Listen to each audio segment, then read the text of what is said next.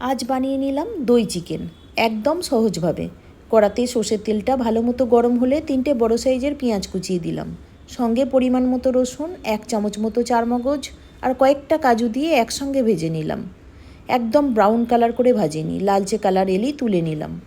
এবার বাকি তেলের মধ্যে চিকেনটা দিয়ে ভালো করে মিশিয়ে মিনিট 15 মতো চাপা দিয়ে রান্না করলাম। তারপর মিক্সিং জারে ভাজা পেঁয়াজের মধ্যে 1 বাটি টক দই, ঝালের জন্য কাঁচা লঙ্কা আর আদা বাটা দিয়ে পেস্ট বানিয়ে চিকেনে ঢেলে দিলাম।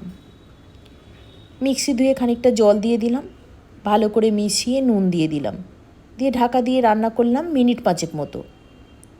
এরপর কিছুটা ক্যাপসিকাম কুচি আর লঙ্কা দিয়ে আবারও মিশিয়ে ঢাকা দিলাম।